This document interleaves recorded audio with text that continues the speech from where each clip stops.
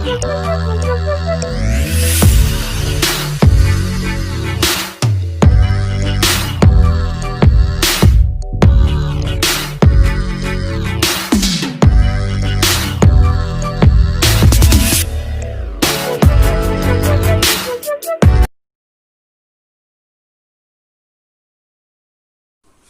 Students, national inter college की तरफ से संचालित ऑनलाइन क्लासेस में मैं देवेंद्र त्रिपाठी आप सभी कक्षा 12 के विद्यार्थियों का एक बार फिर से बहुत बहुत स्वागत करता हूं। स्टूडेंट्स, हम लोग जो टॉपिक पढ़ रहे थे वो मैक्सिमा एंड मिनिमा है और आज उसी टॉपिक को हम लोग फर्दर प्रोसीड करेंगे। आप लोग देखिएगा कि जो ये लैंग्वेज के क्वेश्चंस हैं इनमें किस तरीके से क्वेश्चन पूछा जाता है, काफी ध्यान से आपको समझना होगा। तो यहाँ पर हमें क्वेश्चन दिया गया है कि 18 सेंटीमीटर भुजा के टिन के किसी वर्गाकार टुकड़े के प्रत्येक कोने पर एक वर्ग काटकर तथा इस प्रकार बने टिन के फलकों को मोड़कर ढक्कन रहित संदूक बनाना है। हमारा काम ये है कि हमारे पास एक टिन का टुकड़ा दिया गया है जो कि वर्गाकार है। इसका मतलब उसकी सभी भुजाएं कितनी हैं स्टूडेंट्स? 18 सेंटीमीटर है। सभी भुजाएं उसकी 18 सेंटीमीटर है।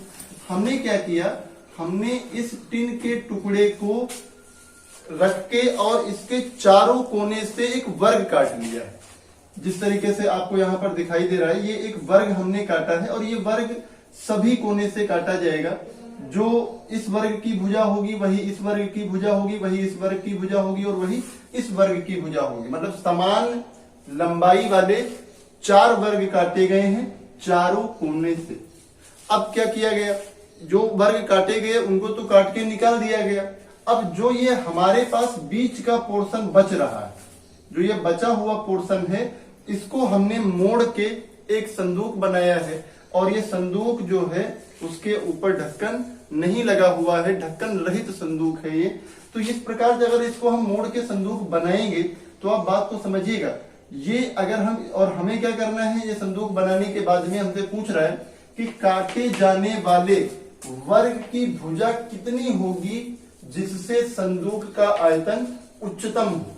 अब ये इंपॉर्टेंट बात है कि संदूक का आयतन कितना कैसा होना चाहिए, उच्चतम होना चाहिए। तो आप मान लीजिए कि जो भुजा है वर्ग की काटे गए वो x है। तो अब समझिएगा, x यहां पर ये निकल जाएगा, x इधर से निकल जाएगा, तो जो बीच में हमारी लंबाई बचेगी वो 18 माइनस 2x हो जाएगी। इसी तरीके से x इधर से निकलेगा, x ये निकल जाएगा, तो ये लंबाई भी कितनी हो जाएगी, 18 माइनस 2x हो जाएगी। तो जब आप मोड़ कर इसको बनाएंगे तो इसकी जो ऊंचाई होगी संदूक की वो हो जाएगी x, लंबाई 18 माइनस 2x और चौड़ाई भी 18 माइनस 2x हो जाएगी। तो हम लोग लिख लेंगे कि हमने माना कि जो वर्ग की भुजा है, काटे गए वर्ग की जो भुजा है वो कितनी है, x सेंटीमीटर। तो जब हमने मान ली कि ये भुजा x सेंटीमीटर है, तब जो बनाए गए संदूक की लंबाई हो, बनाए गए संदूक की जो लंबाई होगी वो कितनी हो जाएगी, 18 माइनस 2x सेंटीमीटर। इसी तरीके से अगर इसकी हम बात करें चौड़ाई की, तो संदूक की जो चौड़ाई होगी वो भी हो जाएगी 18 माइनस 2x सेंटीमीटर और इसकी जो ऊंचाई होगी वो हो जाएगी x सेंटीमीटर। अब हमें क्या करना है, हमें संदूक का आयतन उच्चतम दिखाना है, तो हम उसके आयतन को मान लेंगे v। तो हमने माना संदूक का जो आयतन है, संदूक का आयतन वो कितना है, v। अब अगर संदूक का आयतन v है तो ये घनाभ बनेगा, संदूक जो होगा वो घनाभ के आकार का होगा। तो इसलिए जो v होगा वो बराबर लंबाई गुणे चौड़ाई गुणे ऊंचाई से, तो ये हो जाएगा 18 माइनस 2x गुणे 18 माइनस 2x गुणे x। अब इनका हम मल्टीप्लाई करेंगे। मल्टीप्लाई करने के लिए आप इसको थोड़ा सा सॉल्व कर दीजिए। यहां पर आप -2 कॉमन ले लें, -2 यहां पर कॉमन ले लें। तो यहां जब आप -2 कॉमन लेंगे तो हमें मिल जाएगा x माइनस 9। यहां जब आप -2 कॉमन लेंगे तो यहां भी मिल जाएगा x माइनस 9 इंटू एक्स। अब -2 और -2 का गुणा हो जाएगा, अच्छा x और x minus 9, x minus 9, x minus 9 का स्क्वायर, तो ये कितना मिल जाएगा, x square minus 18x plus 81। x से अंदर आप गुणा कर दीजिए तो ये हमको मिलेगा x cube minus 18x square plus 81x। अब हमें क्या करना है, हमें इसको उच्चतम दिखाना है। तो जो भी फंक्शन हमें उच्चतम दिखाना होगा हम उसको 2 बार डिफरेंशिएट करते हैं, फिर फर्स्ट टाइम जो डिफरेंशिएशन होता है हमारा उसको हम 0 के इक्वल करेंगे और सेकेंड टाइम जो डिफरेंशिएशन होगा उस पर x की वैल्यू रख के हम चेक करेंगे कि हमारा जो आयतन है वो कब हमको उच्चतम मिल रहा है और कब निम्नतम मिल रहा है। तो सबसे पहले हम क्या करेंगे, x के सापेक्ष अवकलन करने पर, तो x के सापेक्ष अगर हम अवकलन करेंगे तो हमको dv अपॉन जो dx होगा वो कितना मिलेगा, एक्स क्यूब का हो जाएगा 3x square minus 36x plus 81। अब इसके बाद में पुनः x के सापेक्ष अवकलन कर देंगे, तो पुनः x के सापेक्ष अवकलन करने पर जो d2v अपॉन dx2 है वो देखिएगा कितना मिलेगा, 3x square minus 36x plus 81 का जब डिफ्रेंसिएशन करेंगे तो ये हमको मिलेगा 6x माइनस 36। अब v के मैक्सिमम मिनिमम मान के लिए, तो इसके लिए हम लोग क्या करते हैं, dv अपॉन dx को हम 0 के इक्वल करेंगे। तो यहां से जब आप इसको 0 के इक्वल करोगे तो इसका मतलब हुआ 4 into 3x square minus 36x plus 81 is equal to 0। अब हमको यहाँ पर कुछ कॉमन दिख रहा होगा तो आप कॉमन ले लीजिए तो आपकी कैलकुलेशन आसान हो जाएगी। 3 कॉमन लेंगे तो अंदर क्या बचेगा, एक्स स्क्वायर माइनस का 12x प्लस का 27 बराबर 0। तो ये हो गया 12, एक ब्रैकेट में आएगा x माइनस 3 और एक ब्रैकेट में आएगा x माइनस 9। तो यहां से ये तो 0 के बराबर नहीं हो सकता, तो हमको इसकी 2 वैल्यू मिलेंगी, एक वैल्यू मिलेगी 3 और एक वैल्यू मिलेगी 9। अब अगर हम इस 9 पर विचार करें तो 9 इसलिए नहीं हो सकता कि 9 अगर हम 18 सेंटीमीटर की भुजा है तो हम 9 इधर से काट लेंगे 9 इधर से काट लेंगे तो बीच में हमें कुछ भी नहीं मिलेगा, इसका मतलब हम संदूक नहीं बना सकते उसके बाद में। तो इस 9, ये जो हमें वैल्यू 9 मिली है ये एक अग्राह्य मान हो जाएगा और आपको यही इसमें रीजन भी लिखना होगा कि 9 सेंटीमीटर होने पे वर्ग 9 सेंटीमीटर का वर्ग काटने के बाद संदूक बनाना असंभव है। अब यहां पर बात हम करेंगे x बराबर 3 की, तो x बराबर 3 पर हम चेक करते हैं d2v अपॉन dx2। तो हम लिखेंगे x बराबर 3 पर जो d2v अपॉन dx2 है उसकी वैल्यू चेक करेंगे तो कितना मिलेगा, 4 ब्रैकेट में 6 गुणे 3 माइनस 36, तो 18 से 36 जाएगा तो माइनस का 18 बचेगा, तो ये वैल्यू हमको मिल गई माइनस 72। और माइनस 72 मिलने का मतलब हम कहेंगे कि x बराबर 3 के लिए v का मान उच्चतम है। x बराबर 3 के लिए v का मान उच्चतम है, अतः काटे गए वर्ग की भुजा बराबर 3 सेंटीमीटर।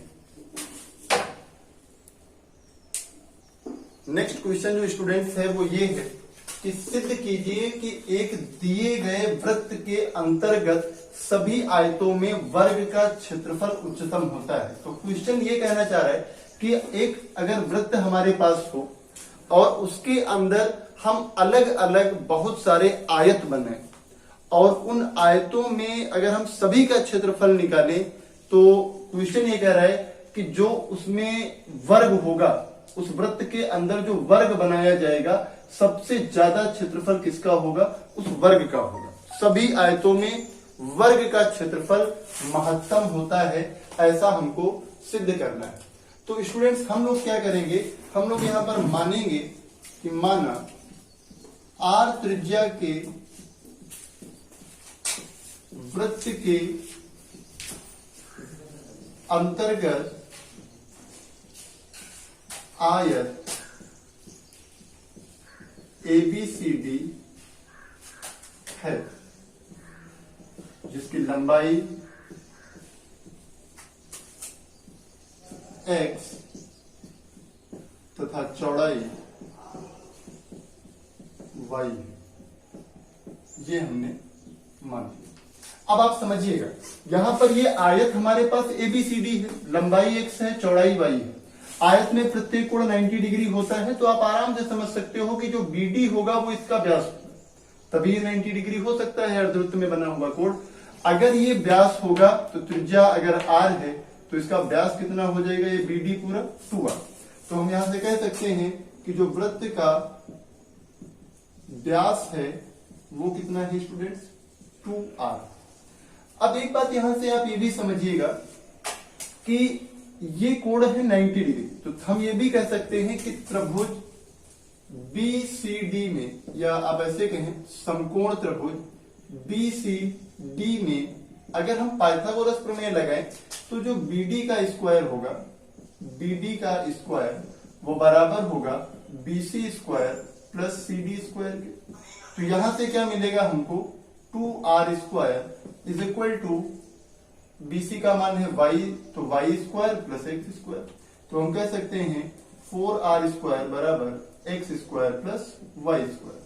अब स्टूडेंट्स हम लोग क्या काम करेंगे, हम लोग मान लेंगे कि इस आयत का जो क्षेत्रफल है वो a, तो माना, या आप यहां पर a डैश मान लें क्योंकि a हम क्वेश्चन में मान चुके हैं, तो माना आयत का क्षेत्रफल a डैश है। अब क्या करेंगे, a डैश होगा क्या, आयत का क्षेत्रफल जो होता है वो लंबाई गुणे चौड़ाई होता है, तो a डैश बराबर जो हुआ वो x गुणे y हो गया। अब एक चीज स्टूडेंट्स ध्यान रखिएगा कि यहाँ पे जो हमें दिया गया है वो x स्क्वायर और y स्क्वायर दिया गया है। यहाँ पे हमारे पास x और y है, अगर यहाँ से हम x या y का मान इसमें पुट करें तो जो हमें वैल्यू मिलेगी वो थोड़ा कैलकुलेशन हमारी टफ होगी। तो हम एक काम ये करेंगे, छोटा सा काम करना है, आप a डैश का स्क्वायर कर लें तो ये मिल जाएगा x स्क्वायर y स्क्वायर। अब इससे बेनिफिट हमें क्या मिलेगा कि यहां से हम x स्क्वायर या y स्क्वायर की वैल्यू आसानी से यहां पर पुट कर पाएंगे। दूसरी चीज ये है कि a डैश का स्क्वायर अगर मैक्सिमम होगा तो a डैश भी मैक्सिमम होगा, इसमें कोई डाउट नहीं है। अगर a डैश का स्क्वायर मैक्सिमम होगा तो a डैश भी मैक्सिमम होगा। तो यहां से जब हम वैल्यूज में पुट करेंगे तो a डैश स्क्वायर बराबर x square into y square की वैल्यू यहां से पुट करेंगे तो 4r square minus x square, तो a डैश स्क्वायर बराबर 4r square x square minus x की पावर 4। अब क्या करेंगे, इसको x के सापेक्ष अवकलन कर देंगे, तो d a dash square upon dx is equal to, differentiation करेंगे तो 4r स्क्वायर तो ऐसे ही रहेगा, x स्क्वायर का डिफ्रेंसिएशन हो जाएगा 2x माइनस x की पावर 4 का डिफरेंशिएशन हो जाएगा 4x की। तो ये वैल्यू हमें कितनी मिली, d a dash square upon dx is equal to 8r square x minus 4x cube. Second time जब हम इसको डिफरेंशिएट करेंगे तो d square a dash square upon dx2, simply a dash की जगह a डैश स्क्वायर है, बाकी कोई इसमें डाउट नहीं रखना। तो ये चाहे इसको आप कुछ अलग भी मान सकते हो a डैश स्क्वायर को, तब भी आप इसको लिख सकते हो। यहां पर कितना हो जाएगा, तो ये मिलेगा 8r square minus 12x square. अब हम क्या करेंगे, a डैश स्क्वायर के मैक्सिमम मिनिमम मान के लिए हम इसको 0 के इक्वल कर देंगे। तो ये जब 0 के इक्वल होगा तो 8r square X minus 4x cube is equal to 0, 8r square X is equal to 4x cube. इसको आप कैंसिल करें तो यहाँ पर 2 होगा, यहां से कैंसिल करेंगे तो x स्क्वायर होगा, तो हमें मिल गया x स्क्वायर बराबर r स्क्वायर। अब x स्क्वायर बराबर r स्क्वायर के लिए हम चेक करें, या x बराबर r के लिए कि ये कैसा हमको मिलेगा। तो अगर हम यहाँ पर ये वैल्यू पुट करें, ये हमें मिला है 2r स्क्वायर, एक्स स्क्वायर बराबर हमको स्टूडेंट मिल क्या मिलेगा 2r स्क्वायर। तो क्योंकि एक एक्स यहाँ पे कैंसिल होगा तो इधर बचेगा एक्स स्क्वायर और यहाँ बचेगा 2r²। तो ये वैल्यू जब हम इसमें पुट करेंगे, सेकंड जो ये हमें दिया गया है, तो यहाँ पर आप देखिएगा क्या मिलेगा। यहाँ पर हमें मिलेगा 8r² minus 12 into x square की जगह जब आप 2r² पुट करोगे तो ये 12 दूना हो जाएगा 24, तो ये हमको मिलेगा माइनस का 16r²। ये कैसी वैल्यू है? निगेटिव वैल्यू है। निगेटिव वैल्यू होने का मतलब कि एक्स स्क्वायर बराबर 2r² के लिए a' क्या होगा? उच्चतम होगा। तो अगर ये उच्चतम होगा, एक्स स्क्वायर बराबर 2r² के लिए a' उच्चतम होगा, अर्थात a' भी उच्चतम होगा। तो अगर एक्स स्क्वायर बराबर 2r² के लिए a' उच्चतम होगा, तो अगर a' उच्चतम होगा तो a' भी उच्चतम होगा। तो ये बात हमको मिल गई कि एक्स स्क्वायर बराबर 2r² एकदम सही चीज।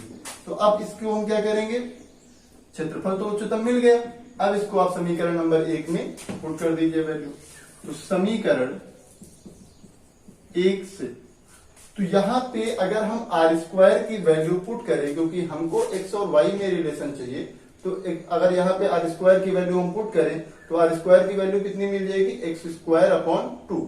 तो 4 इंटू r² की value x²/2 is equal to x² plus y²। ये कैंसिल हुआ 2, x² इधर आके घट जाएगा तो x² बराबर y², x बराबर y। और ये हमने आयत की मानी थी भुजाएं x और y जो कि आपस में बराबर है। अगर आयत की भुजाएं, संलग्न भुजाएं बराबर होती हैं तो वो क्या होता है स्टूडेंट्स? एक वृत्त होता है। तो काफी इजी क्वेश्चन है, थोड़ा सा ध्यान दीजिएगा, आपको अच्छी तरीके से समझ में आ जाएगा।